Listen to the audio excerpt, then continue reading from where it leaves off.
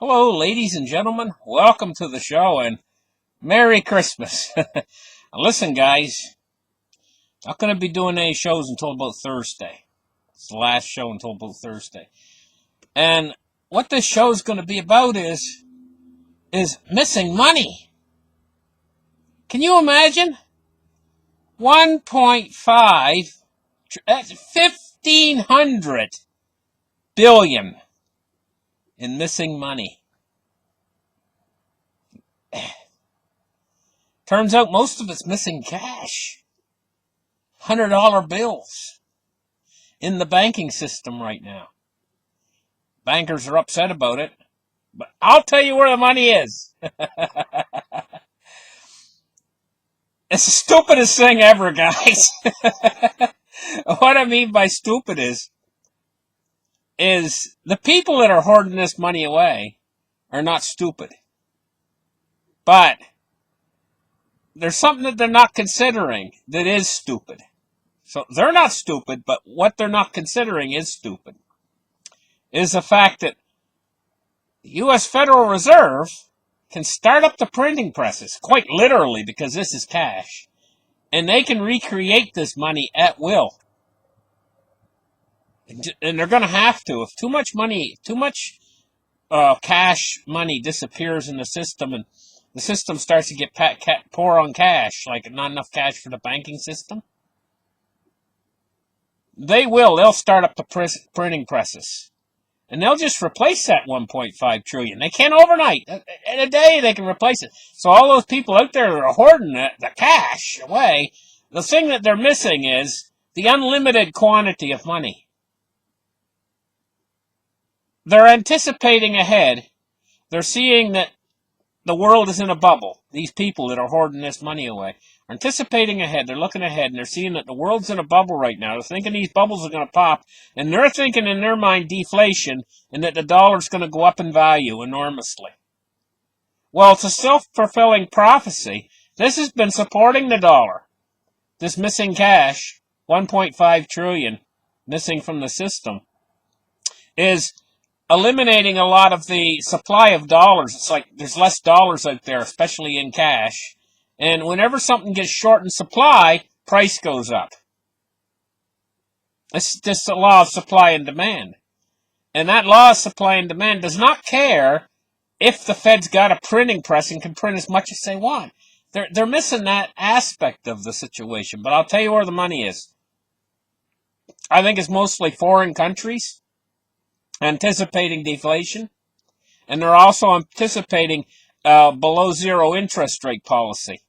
They're anticipating that that's coming, and they're front running it. They're hoarding cash. They're putting it away in safes, safety deposit boxes, vaults. They're hoarding it away, and mostly in $100 bills. And evidently, up till now, they've hoarded away $1.5 trillion. These probably foreign investors and foreign people that are rich foreigners and stuff. They're hoarding U.S. dollars because it looks like the best safe haven asset to them. They're anticipating an economic storm coming. Like I say, the big thing that they're missing is the United States' ability to print more. They just print more and more and more and more, until what you're hoarding is worthless, totally worthless, 100% worthless. So think about that before you start hoarding too much. Now, it's all right. I recommend to my viewers to hoard a few $5 bills away from yourself, just in case the system shuts down, and we almost had a credit freeze. We come close, guys. And that's what the whole repo thing's about. It was to stop a credit freeze. They stopped it with the repo, And it was a big problem. I'm talking a $700 billion problem in the system, right in the plumbing, right in the gears of the system. So that's why I recommend to my viewers to put away $5 bills. But I don't mean to put away $1.5 trillion worth. I mean to put yourself a little stack of them, maybe a couple $100, in case you can't go to the ATM machine, in case there's big long lineups at the ATM and your bank is closed, and and suddenly your debit card doesn't work. And I mean, you got to buy your baby formula. That's why I'm telling people, because just in case of an emergency. Along with, I'm also recommending that people put away an emergency kit for themselves. Band-Aids and things like that. An emergency kit. Because we are living in very perilous times right now. I lived through the Cold War and the Vietnam War and all of that. I mean, I wasn't in the Vietnam War, but I was alive. I was just a kid, but I was alive when the Vietnam War was ongoing. And the Cold War. And the thing is this right now, I can tell you, is magnitudes worse, even though we have the general feeling that nothing's wrong. Your friends and neighbors and everybody think everything's fine right now. It's not fine. The world is not in fine condition right now. Everything is on the edge right now. And it's all centered around the financial system. We've got a lot of very strange things. I'll call it very strange things, but compounding within the financial system that could lead to utter disaster for the financial system. Not too far on the horizon either. One of the big things is Germany. Germany is going down so fast, and so's China. And so we got this market that's overpumped up right now with liquidity. With this repo thing. This is a repo bubble, guys. They're pumping all this repo money in. It's got to be paid back. This is a loan market. Repo loan market. People aren't getting this. This is very short-term liquidity being pumped into the marketplace. The only thing the Fed's really doing right now that's solid and secure is $60 billion a month in treasuries not of the T-bills, short-term treasuries that they're buying, $60 billion a month. That's the only real liquidity that's coming in that's long-term. All of this that they're putting on their balance book, all of these repo loans, $700 billion worth of them, all has to return. It's all got to be paid back with interest. Now, if they want to stimulate their economy, why don't they just say, hey, everybody out there, everybody, this is a free Christmas gift. The repo loan you needed to pay back? You don't anymore. Why'd the Fed do that? Then we'd see some stimulation. $700 billion coming in and no strings attached. That's what they should do. I mean, if you're gonna go modern monetary theory, don't go halfway. See, here's the problem right now. The Fed's starting to get stingy again. They've popped things back up again. Everything was ready to collapse. That's because we're on this exponential curve upwards, and they got to keep up with the curve. They started to drop back because they did quantitative tightening. Things started to collapse. Then they've run in, they've propped up the repo market, and they've went back to quantitative easing that's not quantitative easing. And now they've made things so-so. It's holding together. They've done enough to make it hold together, but now they're saying, okay, we're going to be stingy again. Well, you know what's going to happen? It's a no-brainer, guys. I stay on top of these markets, and I'm telling you what's going to happen is in either the first or second quarter of next year, when bad economic news comes in from Germany and China, and possibly Italy, we're going to see a market correction because the Fed's being too tight. They're not keeping up with that line that's going straight up, almost straight up now. It's the debt. They're not keeping up with it. And plus, they've got all these countries hoarding money away.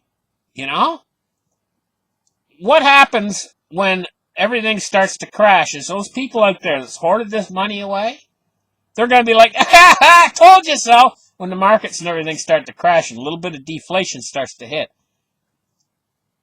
they're not barely going to get the words out of their mouths when the Fed is going to stop the whole thing. They're going to come in and react to the market starting to crash.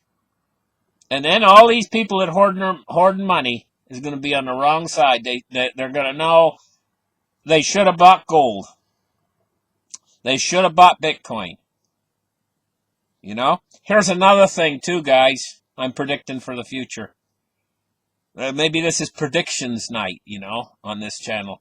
But another thing I'm predicting for the future, and the way I see it happening is Bitcoin and gold are going to end up being interchangeable in the end. In other words, in fact, they already are. If you've got Bitcoin right now, you can turn it into gold. And if you've got gold, you can turn it into Bitcoin. Right now. How many ounces of gold would you need for one Bitcoin right now? I think it's, about 4 or 5 ounces of gold for a Bitcoin? So it's interchangeable. In other words, you got like 5 ounces of gold, you can buy yourself a Bitcoin. And if you've got a Bitcoin, you can buy yourself like 4 or 5 ounces of gold. It's interchangeability, see? Right? I think this is going to continue into the future, this interchangeability between the two. It's probably going to go to about 10 to 1. 10 Bitcoins to an ounce of gold. That's probably where it's going to go to. And it's probably going to stay there, but the price of gold is going to increase exponentially till we're looking at like gold like $50,000 an ounce gold, and then Bitcoin will still be worth 10 ounces of gold. But what's the dollar going to be worth at that point? That, your dollar's not going to buy hardly anything. So I mean, right now is the time to while the dollar's nice and strong, and Bitcoin, gold, and silver are all nice and cheap, right now is the time for convertibility. If you wait until your friends and neighbors are trying to convert over what's left in their bank accounts. Say they got $100,000 right now in their bank account, right? Say your neighbor. Say he's got more than you. Say your bank account, you only got $5,000. He's got $100,000. But right now, you're doing the conversion over, right? And he waits until the final solution comes with the dollar and everything, and the dollar's lost most of its purchasing power. He waits, and then he decides he's going to buy Bitcoin and gold, right? And he gets out there and starts purchasing it. He might not get as much as you with his 100,000. You might get more with your 5,000. Because you're doing it now, than he gets with his 100,000 by the time he waits too long. This is where we're going with this. And right now, when it doesn't look good, and everybody's saying, Bitcoin might die, Bitcoin's going to die a miserable death, all this stuff. Well, you guys watch and see. When Bitcoin starts to go way up in price, we're going to see the network transaction volume drop. That's because people are going to start hoarding them more than ever. And you're not going to buy a cup of coffee with it. Ever. You might buy a house with it. You might buy a car with it. Or you might buy gold with it. But you're not going to buy the dollar with it. And you're not going to use it for paying for your cup of coffee or latte or whatever. And so the only transactions on the network are going to be big transactions when somebody moves a large amount of money. And it's going to be convertible gold, So it's going to be like this. If you've got a bar of gold, say a kilogram-sized bar of gold in the future, and you want to move that halfway around the world, say you want to buy something from somebody across the ocean, on the other side of the ocean, you want to buy his house, right, with that bar of gold. You're not going to try to send that bar of gold through the borders and everything else to buy his house.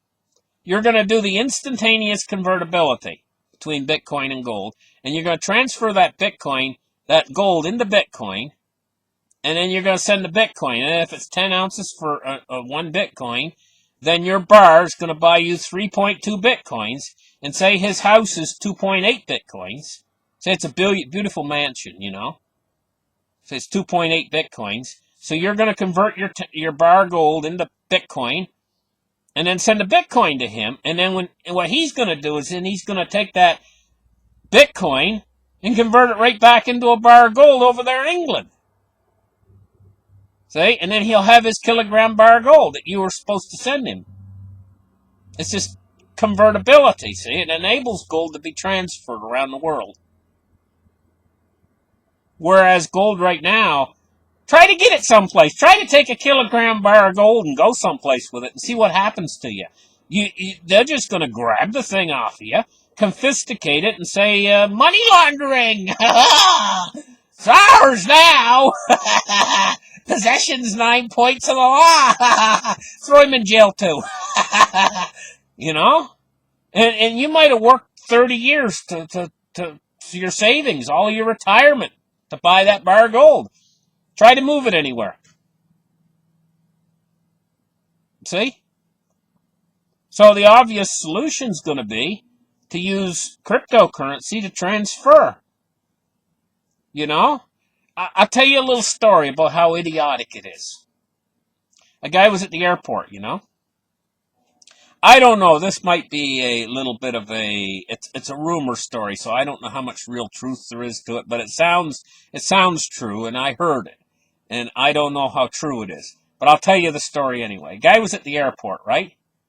And this was like a year or two ago, you know, and he was at the airport and he had this big bag, this duffel bag or whatever. On the side of the bag, it had the Bitcoin logo on it, you know? And these guys that work at the security and everything, they come over to him and they said, "We're not going to let you get on your flight." He says, "Why?" They said, "You're trying to smuggle a Bitcoin across the border." They saw the logo on his bag. They thought that was a Bitcoin. And they weren't going to let him go. They said, "That's a Bitcoin on your bag. We see it right there on your bag. It's a big logo, Bitcoin logo. That's a Bitcoin. You're trying to smuggle a Bitcoin." You know, he was in trouble. The guy was in trouble. It was just a logo on his bag. But they don't really know what a Bitcoin is. You know, they're learning. They're going to learn a lot. In the next couple of years, they're going to know exactly what Bitcoin are. Everybody in the world's going to know what Bitcoin is in a few years from now. And they're going to know that a logo is not a Bitcoin. Because they're going to go through a learning curve. This is what's going to happen. It's going to be forced upon them. Thank you guys for listening. Give me a thumbs up. Merry Christmas, ladies and gentlemen, and a Happy New Year. Jingle bells, jingle all the way. Drink your eggnog. It's good for you, and make you grow hair, and it'll make everything. It'll make the ladies' cheeks more rosy and red, and it'll make the men grow hair. Maybe you don't want to grow hair. I don't know. Maybe you try to shave all the hair off. Maybe this will make you grow hair. I don't know.